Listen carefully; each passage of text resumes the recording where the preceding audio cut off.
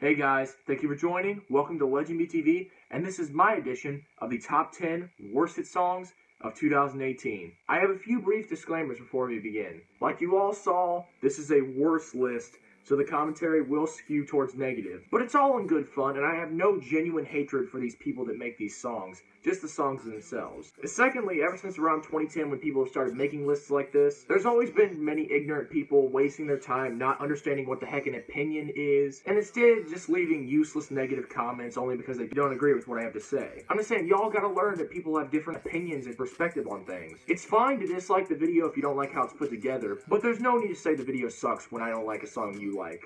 Finally, I want to point out that thankfully, yes, this video will be different than last year's. My video last year was amateurish, to say the least.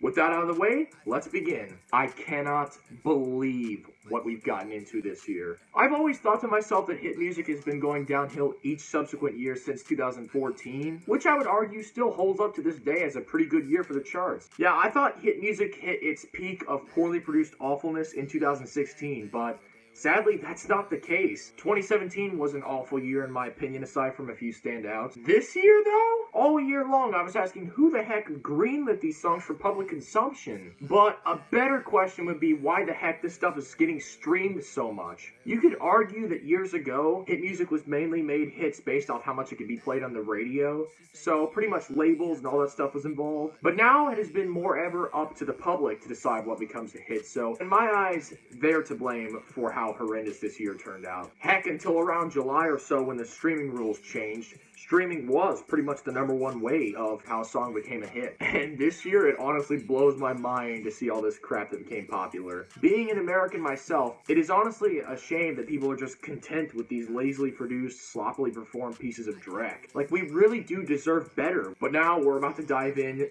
to the worst of the year. This is the top 10 worst hit songs of 2018. Let's go. Yeah, another really unfortunate thing about this year is we never really got many big, huge songs that you're going to remember in 5 years, like Despacito or Humble, say, from last year. On that horrific note, let this year's awfulness be sentenced to a life of evil jelly beans and donkeys grating on their ears till they just explode. In English terms, let's warm up the fire by introducing my dishonorable mentions. I like me better when I'm with you.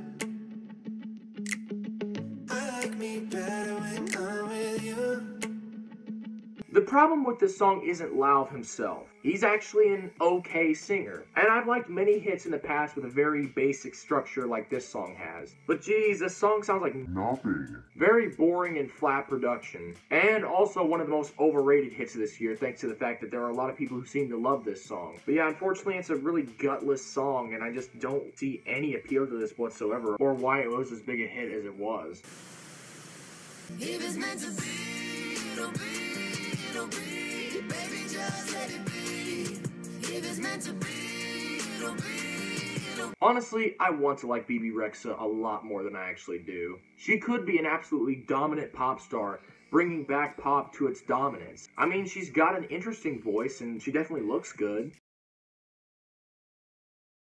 Scrumptious, curvy cutie. Her music, however, is very watered down and lacks tight production and good hooks that it really needs. It just really pretty much lacks a reason to exist, and exists as pretty much nothing but radio pop filler, which is exactly how I would describe this song. Sadly, it just seems like labels are trying to squeeze as much money out of Rexha as they can, as fast as they can, and not really thinking towards a long-term, successful career for Rexha. So, in other words, I'd be surprised if she got a hit this big ever again. I just had to let you know you're mine. Hands on your body, I don't wanna. Once again, we have another case just like Lauv, where there's a passable frontman running this track, but personality is just nowhere to be found on this track. But here's what you do get. We get an annoying synthetic horn progression, drunken frontman Bazzi feeling the need to use the F word as a syllable placeholder. I'm so happy you're alive. which I wouldn't mind normally on songs. It just feels so forced and lazily thrown in with this one. And generic, watered down, sterilized tropical melodies that are caged in under really poorly produced trap beats, and yeah, rendering this song utterly lifeless. It's a really dull song. Why was this even a hit? Hit it from the back and drive you wild. Wow, America. Hey, blow up. I don't even understand how the plugs out. Pick 'em up in a space. I could have picked a number of generic rap songs for this one, so I'm going to pick the one that is so monotonous and lifeless that it's pretty much just a Migos ripoff, and they're not even that original to begin with. So, yeah, and it's also very annoying. Next.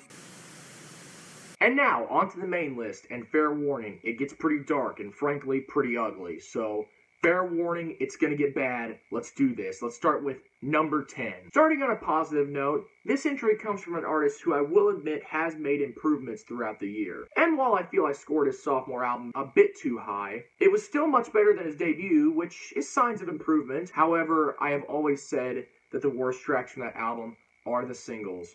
Case in point, Right, pick on psycho, lil' mama bad like Michael. Can't really trust nobody with all this jewelry on you. My roof look like a no-show, got diamonds by the bolo. all you Post Malone fans, hear me out. Look, this song could have worked. There are aspects of a great song here. Unfortunately, though, for me, this one falls completely flat. We begin with these really subtle guitar strums, and like I've said before in a previous video somewhere, they sound very gutless, and it does not start the track off on a good foot. I also have a problem with the way the bass is manipulated on this track. I like that there is bass here, and there is effort put into making this song bump, but the bass itself severely is lacking here and needed to be placed more to the front of the mix, not back behind all the trap, percussion, and elements like that in the song. It really loses the epic feel the song might have had. Another production issue I have here is after the second chorus, you can hear this weird popping sound going on in the background. And not only is it very distracting from the chorus itself, but it's just a really odd and off-putting production element that I really don't like. And yeah, if that weren't bad enough already, there's some really not so good lyrics in this. Had so many bottles, gave ugly girl a sip. That line seriously bugs me. It sounds pretty off-putting and mean-spirited. But like, not in a cool, funny way or anything. 50 on the panky, chain so stanky. Oh god, I'm out of here. Look, it isn't abrasively terrible. It could have been awesome. Let me state that again. But as is, I just can't find much to enjoy here. There's little melody here, the pace is just too slow. So, unfortunately, the song turns into a dull slog. And I didn't even mention the lyrics about the song in general, which are such monotonous forms of brag rap that my already low patience for this song just go even lower. However, it's not unlistenable. The hook can get in my head sometimes, and I do like the transition from the beginning into the bass, like from the first to second chorus. Plus, this exists. Psycho, lil' mama bad like Michael. Can't pick on psycho, lil' mama bad like Michael. Can't really trust nobody with all this jewelry on you. Rolling through my hands, So I'm only gonna give it the 10th spot.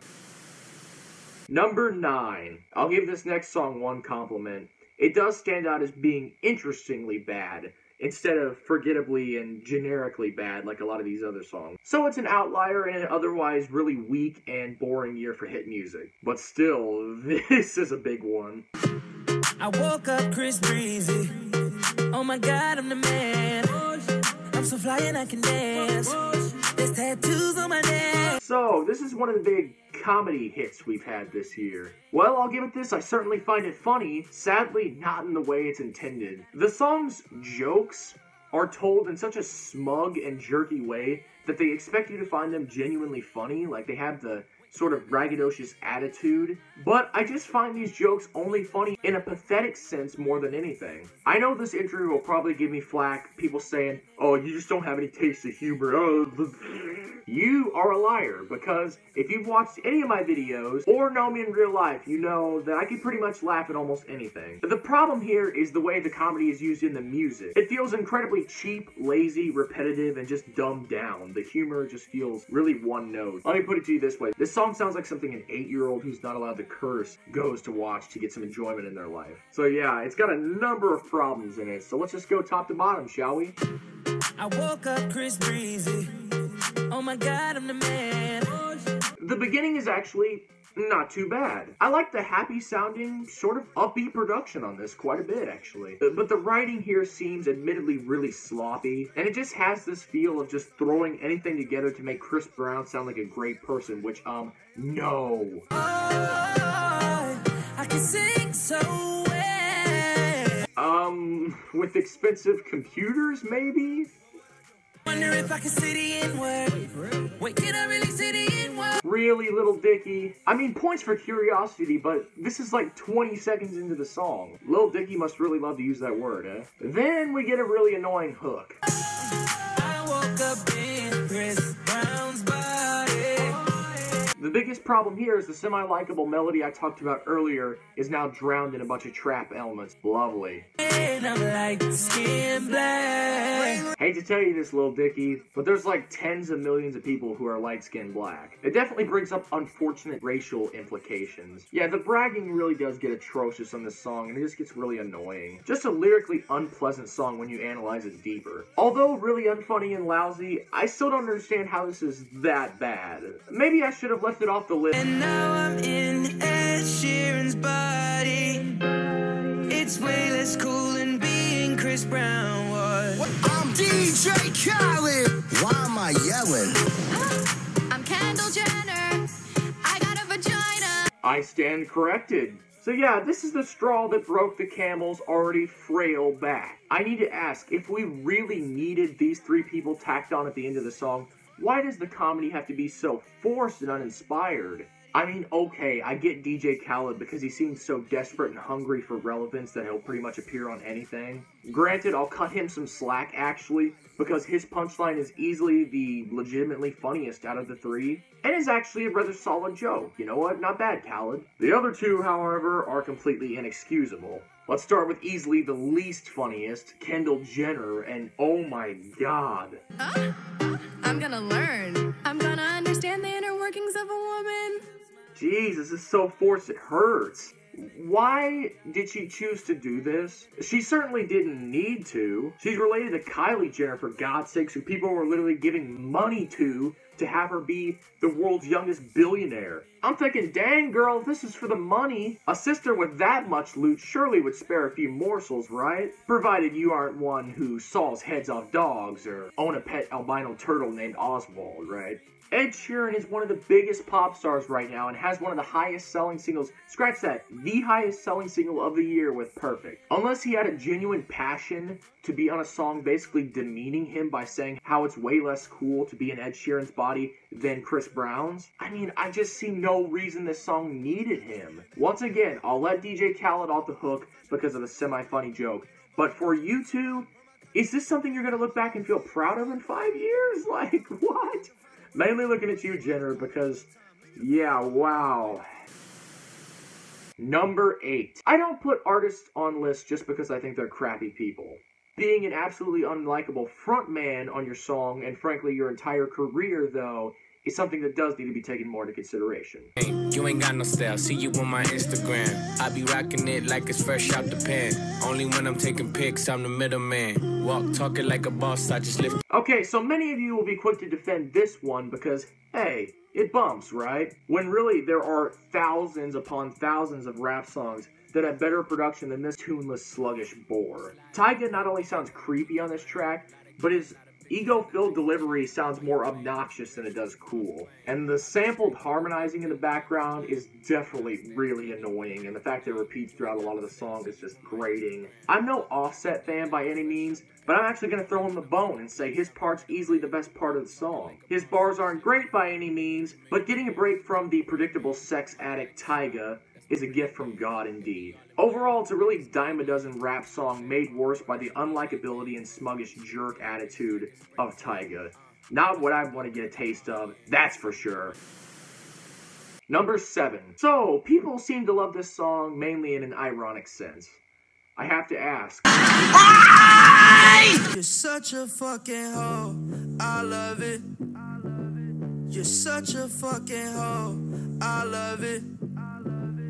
So yeah, this is the second of 2 songs on the list that try and be funny, these comedy songs, and like the predecessor, This song fails again. Thankfully though, to keep things interesting, it's bad in an utterly different way from Freaky Friday. Unfortunately, the way it's bad is just because it's horrifically dull. The beat is this really repetitive, basic mess that doesn't evolve and really gets monotonous after about the first 30 seconds of the song. Also, the percussion is this really wimpy clapping noise. The song also features this incredibly obnoxious sample at the beginning and end of this thing. And I get it, it's going for edgy humor, but it falls flat due to the fact that this edge has just been done so many other times. By this point, I'm just like, I just don't care. It's not that funny. It's not that interesting. I just don't give a crap. And that's before we even get to the pathetic performances, especially for Kanye West. Lil Pump sounds nearly asleep, spewing out these brain-dead, utterly uninspired bars. All this water on my neck look like I fell when I went fishing. Kanye admittedly has slightly more energy, but his lines are so unbelievably repetitive that it's inexcusable coming from how short this song is.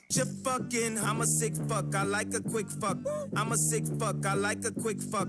Clocking in at under 3 minutes, you wouldn't expect the song to be as much of a lazy mess as this is, but this really just seems so phoned in. Also, there's many times where he rhymes words with themselves. Wanna hear more shit, I like the whole shit. Send me some more shit. Come on.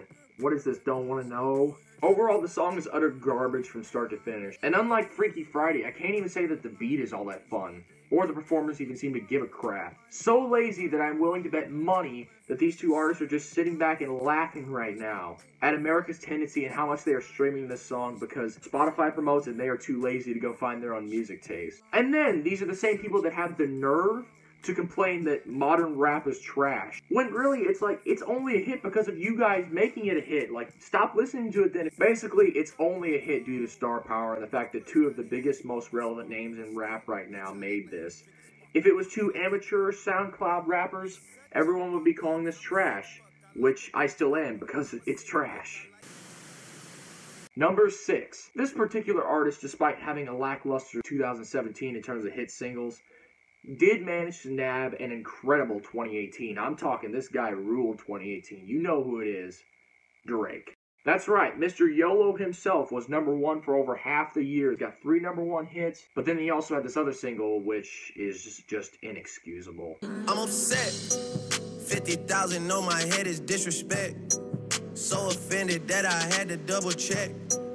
I'ma always take them. Modern Drake songs always do have that kind of feel of Drake phoning it in, but it is just reaching its peak level of annoyance having this happen year after year as Drake churns out yet another forgettable group of tracks masquerading as an album. And this song embodies Drake at his most brain-dead and uninspired that it's just completely obvious Drake does not give two craps about this song. With unpleasant, annoying griping that Drake does throughout the entire track that he cannot seem to pull off at all. But hey, the beat is somehow about as lifeless as Drake is. I didn't know that was possible. One upside, though, is I really do like the piano towards the beginning. It's really in the background, though, but I do like the calm progression this piano brings. Unfortunately, though, of course, it is marred by this God's Plan ripoff beat. Yes, I've said the lyrics to this track are annoying already, but are barely worth going into deeper, considering Drake sounds about as awake as Rip Van Winkle. Look, this is just a painfully flat song any way you put it. Drake is 31, and he sounds on these songs like he's freaking 60 with how much he's just doing all this repetitive crap and sounds about as tired as ever. Drake, man, I don't hate you. I don't hate your music, but I just... take a few years off, man. Enjoy your life. You've made a ton of money. Quit making this trash music, man, because I know you can do better. You have, and you can do better than this. Please take a break.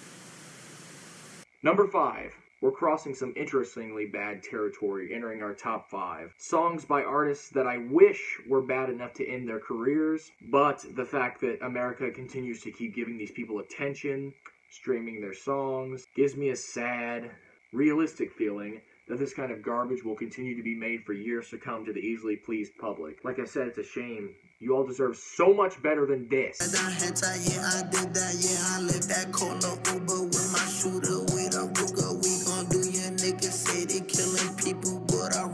Okay, let's get this out of the way right now. My issues with this song is not any 13-year-old girl 6ix9ine may have shoved his little salami into. Even if there are some heinously terrible implications in this song, when he's talking about the girl's private parts being wet, and that they drip, and it's honestly disgusting. Also, why in Jorgen von Strangle's name Does 6ix9ine sound so checked out and bored here? Maybe it's just such a by-the-numbers sex anthem that it's honestly just painful to make.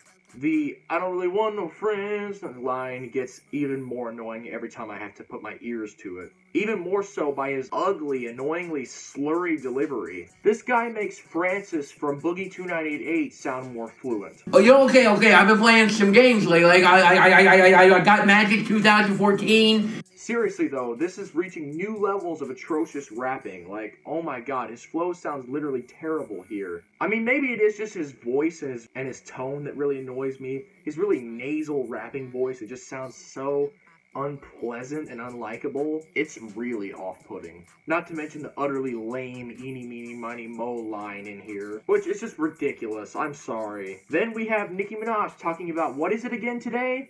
Oh yeah, her sex appeal. Like, that hasn't been done a million times, right? Combine that with the fact that Nicki Minaj has admitted to writing her verse in 15 minutes. What? Okay, even if you did manage to sneak in your verse in this little time, which, with how poorly written it is, I can believe that, you should never admit to that, especially when your performance is this lazy and uninspired. All this sounds like to me is a track relying solely on star power and nothing else. The composition is a gutless, dime-a-dozen piece of rap that sounds like it could have been a dozen other hits this year. It sounds literally like nothing. Honestly, I would rather watch my grandfather put bananas in his pants and throw himself in a jacuzzi full of push pins before going back to this piece of garbage. Number 4.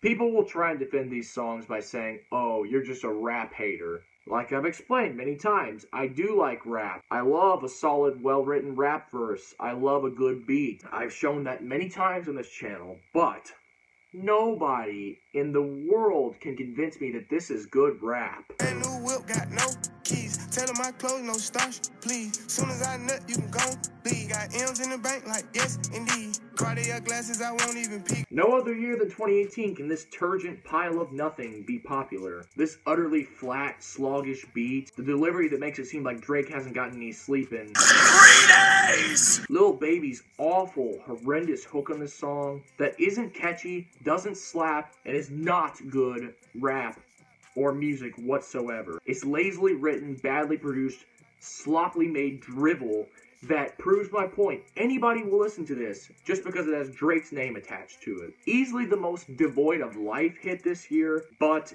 the other 3 have problems that run deeper than that. So this is gonna get really bad. Number 3. These last few songs will surely test my patience. These songs aren't only terrible, but they have the potential to do actual damage to the minds of our youth and our society. It's actually that serious, guys, and I'm not even overanalyzing here, but these songs definitely deserve to be torn apart. Suicide if you're ever gonna let me know. Yeah, suicide if you ever try to let go.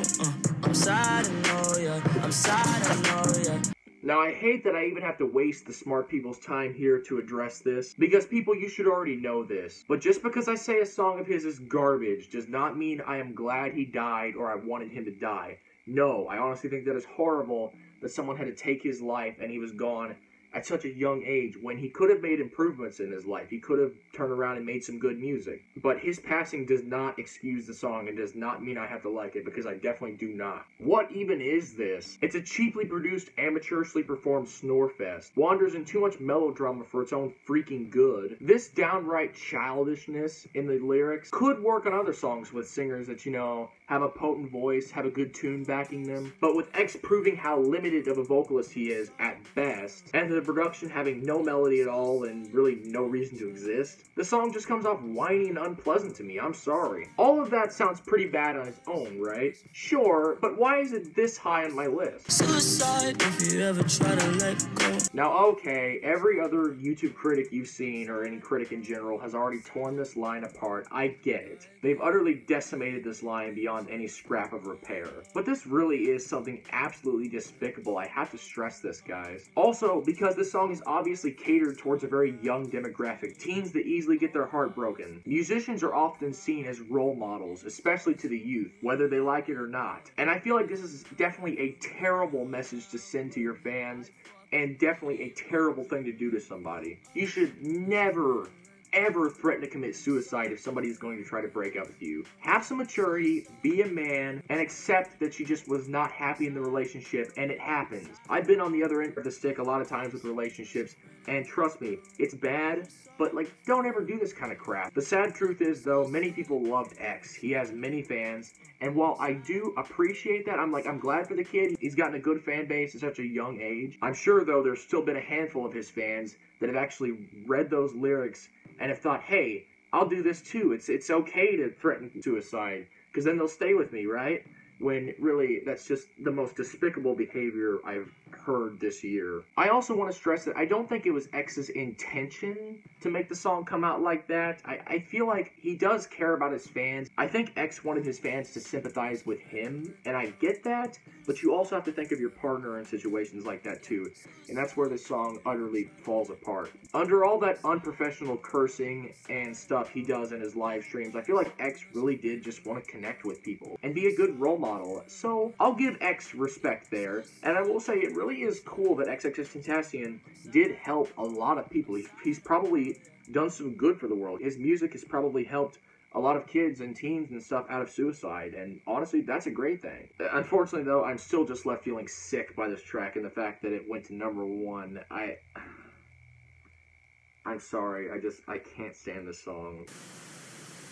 Number 2. I'm always thinking when I find a terrible song, there's no worse that it can get than this. I need to stop thinking that. I still see your shadows in my room. Can't take back the love that I gave you. It's to the point why I love and I hate you, and I cannot. One of the biggest hits of the year. Wow. I feel like I also need to express that I don't hate music just for being depressing. I feel like there's definitely a place for that. Sadly, America just settles for the least talented, the least interesting performers, and then pairs them with the most lifeless compositions, and then just making them mope on about the most tired, overused subject matter ever, relationships. Let's start off with the fact that this melody is pretty much ripped straight from Sting, like, it's a Sting sample. Which, of course, the melody's hidden right in the background. Joy. Another thing that bugs me about this track is listen to this guy's voice. His delivery is so raspy and unlikable that it sounds pretty much off-key. Another problem here is I just don't buy that his situation is as bad as it is. His delivery sounds like he's just kind of bummed, but the lyrics make the song feel like his mother just died, with how melodramatic and forced they sound. Who left me falling and landing inside my grave? I know that you want me dead. Who knew evil girls had the prettiest face? You made my heart break.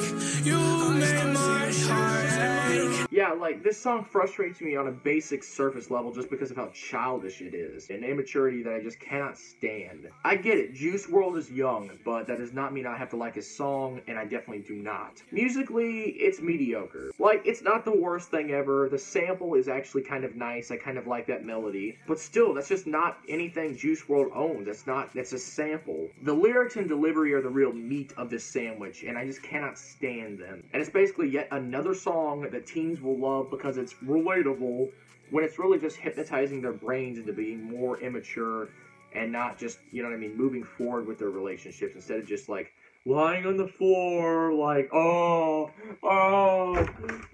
it's so hard, she broke up with me, woo!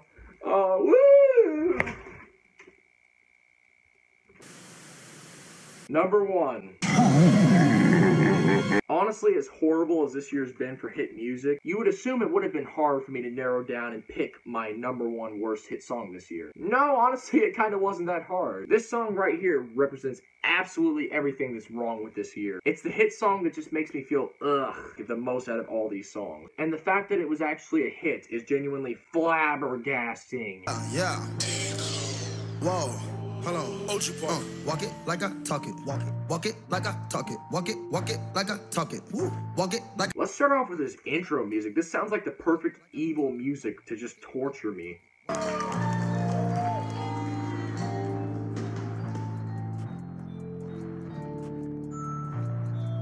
Yeah. But alright, this song. You're probably thinking, what, this? Because, yeah, it peaked high, but it never really made an impact. It was never something really a lot of people talked about. But yes, I am here to say this song really is that bad. First of all, I can't stand that synth at the beginning that I just played. I don't know what it is, but the melody is so utterly annoying, and it plays throughout the entire song. Also, the song is definitely not catchy, so I don't want to hear any comments like, oh no, but Walk It Talk, it's a bop. It's not even catchy. It's really slow and really draggy. Plus, the bass sounds really watered down and muted. Like, it could have used a lot more bass to really pump, really get a big pulse going. Plus, the line about scoliosis. Okay, I actually think that line is kind of clever, but the way he says scoliosis. I think my back got scoliosis cause I swerved. It hurts my giant monkey ears. Wait, actually, that's all I got. Why is this song number 1? Walk it like I talk it, walk it. I'm sorry, what did he say? Repeat that. Walk it like I talk it, walk it. Okay, now what's next? Walk it like I talk it, walk it, walk it like I talk it, talk it. Walk it like I talk it, walk it like I talk it. Okay, what is this? Was it really this necessary to keep saying walk it like I talk it like I talk it as many times as is said in this song? No, it's not. What's worse is, unlike one of their songs like WAP, which is also annoyingly repetitive, I can't say this one's fun either, so it's a complete chore to listen to. And literally, the chorus plays not 3, not 2, not 6, but 5 times in this song.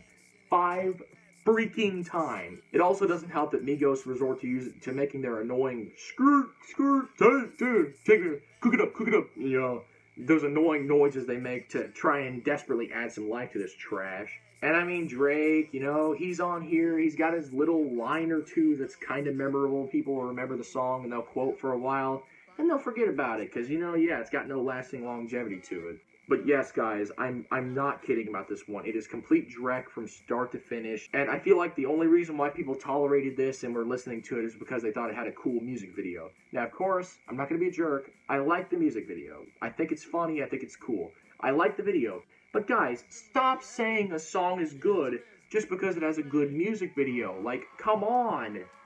God. If you listen to the song itself, it's terrible. And of course, I mean, you have every right to say it's good, but I'm just saying, there are people out there that literally are liking songs just because they have a good music video. I'm like, how? Why? Who? Whom? This is so bad that I would literally rather watch a Jacob Sartorius live show standing next to a bunch of other girls with their phones out the whole time than ever listen to this again. This insipid, boring, low standards for rap these days is really why the genre has become a massive ghost of what it once was, and that's why I mentioned before that these last 3 songs did have some really huge, horrific implications and impacts on society. And the fact that these guys are one of the biggest rap names of this and last year, it's not like this was a fluke hit. No, these guys are like the big dogs. It's truly sad. Here's to 2019, hoping it can manage to be better. My optimistic side says it might be, but my realistic side sees a dark sky in the future of hit music. Well, guys, that was my list of the top 10 worst hit songs of 2018. I really got heated there, honestly. I didn't take it out on you guys by yelling because I didn't think you'd want to hear me get, like, frustrated and really go, like, ah! But yeah, if you enjoyed my video and want to like and subscribe, I'd be more than grateful. If you want to turn on the notification bell, share this video. Let's see if we can get to 10,000 hits on this one. I know my last worst hit songs did pretty well in terms of views, so let's hope this one can do even better. And yes, I appreciate it. If you guys made it this far, thank you all so much. And